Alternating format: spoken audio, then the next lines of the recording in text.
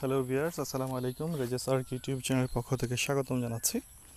আজকে গুরুত্বপূর্ণ একটা টপিকস নিয়ে কথা বলবো। সেটা হচ্ছে আপনি পূবালী ব্যাংকের পাই ব্যাংকিং অ্যাপ থেকে অতি সহজে ঘরে বসে কিভাবে এফডিআর অথবা কোনো সঞ্চয় স্কিম খুলতে পারেন।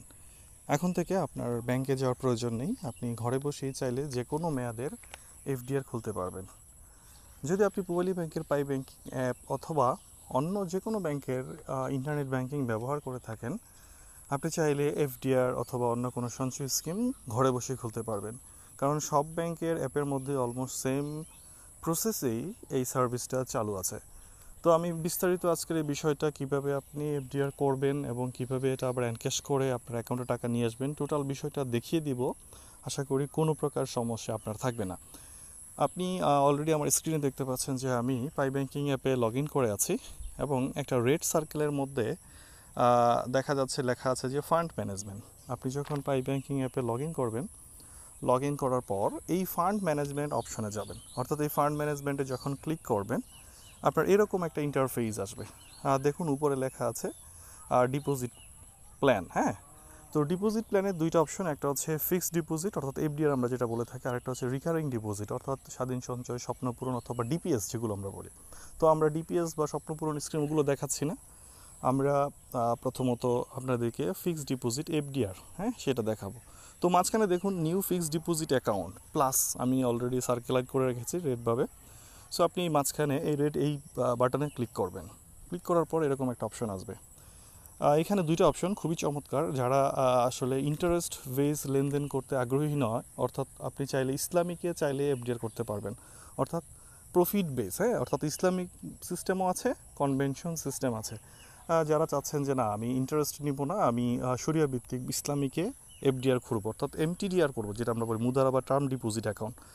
তো প্রথম কাজ হচ্ছে আপনি কনভেনশনে যদি করতে চান তাহলে কনভেনশন ক্লিক করে ফিক্সড ডিপোজিটে ক্লিক করবেন, আর যদি আপনি ইসলামিকে করতে চান ইসলামিকে ক্লিক করে মুদারা বা টার্ম ডিপোজিট 2 নাম্বারটাতে ক্লিক করবেন। তো আমি ইন জেনারেল সবার জন্য কনভেনশন সিস্টেমটাই দেখাচ্ছি। কনভেনশনে ক্লিক করলাম, দেখুন কনভেনশন গ্রিন হয়ে আছে এবং আমি এফডিআর ফিক্সড ডিপোজিটে ক্লিক করলাম। এই যে আমি রেড করে দেখাচ্ছি, আর এই যে এই ফিক্সড ডিপোজিট যেই লেখাটা আছে এখানে ক্লিক করলাম। ক্লিক করার পর এরকম কিছু টার্মস অ্যান্ড কন্ডিশন আপনাকে শো করবে, অর্থাৎ আপনার এটা কত বছর মেয়াদি আপনি করতে চাচ্ছেন, আপনার কত পার্সেন্ট ট্যাক্স কাটবে, টিন দেওয়া থাকলে, যদি রিটার্ন দেওয়া থাকে ব্যাংকে আপনার 15% ব্যাট কাটবে, আর যদি রিটার্ন দেওয়া না থাকে, যদি রিটার্ন দেওয়া থাকে তাহলে 10% কাটবে, আর রিটার্ন দেওয়া না থাকলে 15% কাটবে। অর্থাৎ আপনাকে যেই লাভটা দেবে সেই লাভের 10% কেটে নেবে। হ্যাঁ, তো এই বিষয়গুলো এখানে কিছু লেখা আছে যে আপনি 30 দিনের কম সময় রাখলে কোনো ইন্টারেস্ট পাবেন না। কিছু নিয়ম আছে, এগুলো একটু পড়ে নেবেন। তো এগুলো পরে আমি নিচে জাস্ট ওকে বাটনে ক্লিক করলাম। ওকে বাটনে ক্লিক করার পর আপনার সোর্স অ্যাকাউন্টটা দেখাবে, অর্থাৎ আপনার যে অ্যাকাউন্টে টাকাটা আছে, ধরুন আপনার সেভিংস অ্যাকাউন্ট বা কারেন্ট অ্যাকাউন্টে টাকাটা আছে, ওইটা এখানে শো করবে যে হ্যাঁ আমি দেখুন নিচে একটা রেট আন্ডারলাইন করে রেখেছি। সোর্স অ্যাকাউন্টে আমার যে অ্যাকাউন্ট এটা দেখাচ্ছে এবং 3,26,151 টাকা 24 পয়সা আমার এই অ্যাকাউন্টটাতে আছে। এই অ্যাকাউন্টে আমি চাইলে এই পরিমাণ অ্যাকাউন্টের এফডিআর করতে পারবো। তো আমি এখানে 3 মাস এবং 1 মাস দুইটা অপশনই দেখাবো। আমি 1,00,000 টাকা সিলেক্ট করলাম, মান্থ দিলাম 3, 1,00,000 টাকা দিলাম এবং দেখুন এখানে অটোমেটিক্যালি ইন্টারেস্ট রেট, অর্থাৎ 3 মাসের জন্য আমি 9% ইন্টারেস্ট পাবো এবং এটা ম্যাচিউরিটি হবে 6 সেপ্টেম্বর 2025। এভরিথিং এখানে দেখাচ্ছে। অটো রিনিউয়াল আমি চাচ্ছি কিনা, হ্যাঁ সবাই তো চায় যে এটা অটোমেটিক রিনিউ হয়ে যাক। তো আপনি ইয়েসে ক্লিক করবেন। তো আমি এটা দিয়ে আবার ক্লিক করলাম।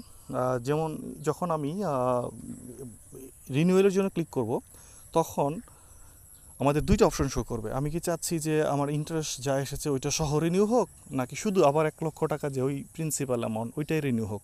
আমি চাচ্ছি যে না আমার ইন্টারেস্ট যেটা এসেছিলো এবং দুইটাই আমি, অর্থাৎ বোথ প্রিন্সিপাল এবং ইন্টারেস্ট দুইটাই যেন ম্যাচিউরড হয়। তো আমি এখানে 1 মাস দিয়ে দিলাম। 1 মাস যখন 1,00,000 দিব, দেখুন অটোমেটিক্যালি 9% ইন্টারেস্টের জায়গায় 6% হয়ে গিয়েছে এবং এটা 6 জুলাইয়ে এটা ম্যাচিউর হবে, যেহেতু আমি 1 মাস মেয়াদি দিচ্ছি এবং বোথ প্রিন্সিপাল এবং ইন্টারেস্ট। আমার পাখিটা এখানে ডাকছে, খুবই সুন্দর। ওকে, আমি এটা দেওয়ার পরে সাবমিটে ক্লিক করব। সাবমিটে ক্লিক করার পর অ্যাট এ গ্ল্যান্স আমার সবগুলো বিষয় এখানে শো করবে। দেখুন এখানে অ্যামাউন্ট দেখাচ্ছে 1,00,000 টাকা, ডিপোজিট অ্যাকাউন্ট আমার কোনটা থেকে এটা কেটে নেবে এটা দেখাচ্ছে 1 মাস মেয়াদি, জুলাই এটা ম্যাচিউর হবে, 6% ইন্টারেস্ট রেট, অটো রিনিউ করে দিয়েছি ইয়েস, এবং 1 মাস মেয়াদি বোথ প্রিন্সিপাল এবং ইন্টারেস্ট দুইটাই একসাথে আবার রিনিউ হয়ে যাবে। সো এটা যদি আমি ওকে হয় তাহলে আমি কনফার্ম বাটনে ক্লিক করে দিব। কনফার্ম বাটনে ক্লিক করলে আমাকে একটা কংগ্রেচুলেশন মেসেজ দিয়ে এবং টোটাল যে বিষয়টা তৈরি হয়েছে, অর্থাৎ কত টাকার জন্য করেছি, কোন এফডিআর অ্যাকাউন্ট, হ্যাঁ কত তারিখে এটা ম্যাচিউর হবে, সব কিছু একটা সামারি আমাকে দেখাবে। তো আমি আবার আমার যে ইমেল অ্যাড্রেসটা দেওয়া ছিল ওই ইমেলে অটোমেটিক্যালি একটা রিসিট পাবো। সেই রিসিটটা কীরকম হবে সেটাও আমি আপনাকে দেখাবো। যদি আপনি আবার পায়ে লগ ইন করেন, ফান্ড ম্যানেজারে ক্লিক করেন, এরকম একটা ইন্টারেস্ট দেখবেন। হ্যাঁ, প্রথমে কিন্তু আমাদের এটা ছিল না, যেহেতু আমরা একটা এফডিআর অলরেডি করে ফেলেছি। দেখুন এখানে আমার এফডিআরটা দেখাচ্ছে যে আমি 1 লক্ষ টাকার একটা এফডিআর করেছি 1 মাস মেয়াদে এবং 6% ইন্টারেস্ট রেট, এবং 6 জুলাই এটা ম্যাচিউর হবে। তো আমি চাইলে এটা ম্যানেজে যদি ক্লিক করি, আমি চাইলে এটার কিছু কারেকশন করতে পারবো, অর্থাৎ আমি এটা 1 মাসের পরিবর্তে 3 মাস করতে পারবো।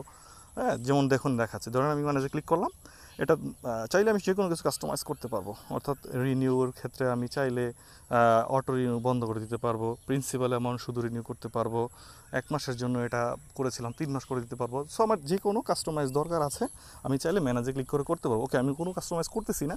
আমি আবার দেখাচ্ছি যে যদি আমি এনক্যাশমেন্টে ক্লিক করি, হ্যাঁ, অর্থাৎ আমি যদি এখানে এনক্যাশমেন্ট দেখুন যে অপশন সেকেন্ড, এই এনক্যাশমেন্ট মানে কি? এনক্যাশমেন্ট মানে হচ্ছে এটা ভেঙে ফেলা, হ্যাঁ, অর্থাৎ আমি যেভাবে করেছিলাম এটা এনক্যাশ করে আমার অ্যাকাউন্টে আবার টাকাটা নিয়ে আসা। তো এনক্যাশমেন্টে যখন ক্লিক করবো দেখুন এই যে এখানে ট্রানজ্যাকশন ইনফরমেশনটা দেখাচ্ছে। যেমন আমি এখন যদি ভেঙে ফেলি আমার কোনো আবগারি শুল্ক দিতে হবে না, কোনো ইন্টারেস্ট পাবো না, কোনো লাভ পাবো না, কারণ এটা প্রি ম্যাচিউর হয়ে যাচ্ছে। অর্থাৎ আমার এটা জুলাইয়ে ম্যাচিউর হওয়ার কথা ছিল, কিন্তু আমি আগে যদি ভেঙে ফেলি, আর যদি ম্যাচিউর হওয়ার পরে এনক্যাশমেন্টে ক্লিক করে এখানে শো করবে যে আপনি কত টাকা ইন্টারেস্ট পাচ্ছেন, কত টাকা আপনার কাছে কেটে নিচ্ছে, কোন অ্যাকাউন্টে যাচ্ছে, এই বিষয়গুলো আপনি চাইলে এনক্যাশমেন্টে ক্লিক করে দেখতে পারবেন। যদি কনফার্মে ক্লিক করেন সাথে সাথে ভেঙে যাবে। সো আমি এটা কনফার্ম করছি না, আমি এখান থেকে বেরিয়ে যাচ্ছি। আমি আমার যদি ইমেলে যাই, এরকম একটা ডিপোজিট রিসিপ্ট পাবো। নর্মালি আমরা যখন ব্যাংকে গিয়ে এফডিআর করি এরকমই একটা রিসিপ্ট ওরা লিখে দেয় হাতে। এখানে দেখুন এফডিআর অ্যাকাউন্ট নাম্বারটা আছে, ম্যাচুরিটি ডেটটা দেওয়া আছে, কত টাকার জন্য করেছি, হ্যাঁ, কোন তারিখে ম্যাচিউর হবে, কত পার্সেন্ট রেট, সব কিছু আছে। হ্যাঁ, যদিও আমি অ্যাকাউন্ট নাম্বারগুলো সব জায়গায় মুছে দিয়েছি সিকিউরিটি পারপাসে। সো এই হচ্ছে বিষয়। তো এখন আমি যদি আমার স্টেটমেন্টে যাই, হ্যাঁ, স্টেটমেন্টে গিয়ে দেখুন এখানে 2টা অ্যাকাউন্ট, অর্থাৎ আমার অ্যাকাউন্টে যদি যাই, এখানে দেখুন সেভিংস অ্যাকাউন্ট ছিল, সেভিংস অ্যাকাউন্ট ওই যে আমি প্রথম বলেছিলাম 3,26,151 টাকা ছিল, এখন দেখুন 1 লক্ষ টাকা কমে গিয়েছে। 1 লক্ষ টাকা কমে নতুন একটা এফডিআর অ্যাকাউন্ট হয়েছে। দেখুন আমি রেড সার্কেল করে দিয়েছি, নিচেরটা ফিক্সড ডিপোজিট রিসিপ্ট 1 লক্ষ টাকা, ম্যাচুরিটি 6/6/2025। সো এই হচ্ছে বিষয়। আপনি এফডিআর কীভাবে করবেন, এফডিআর কীভাবে এনকেশ করবেন, আশা করি বিষয়টা ইজিলি বুঝতে পারবেন। তারপরে যদি কোনো সমস্যা থাকে আপনি আমার ভিডিও ডেসক্রিপশনে কমেন্টস করবেন, আমি ট্রাই করব আপনার এই যে কোনো প্রবলেম সলভ করে দেওয়ার জন্য। আশা করি ভিডিওটি ভালো লেগেছে। যদি ভালো লেগে থাকে একটা লাইক, একটা কমেন্টস করতে পারেন, চ্যানেলটি সাবস্ক্রাইব করতে পারেন। আর ব্যাংক রিলেটেড যে কোনো ইনফরমেশন, যে কোনো তথ্য যদি জানতে চান, অ্যাজ এ ব্যাংকার হিসাবে আমি আপনাদেরকে আশা করি সঠিক ইনফরমেশন দিতে পারবো। ভালো থাকবেন, আসসালামু আলাইকুম।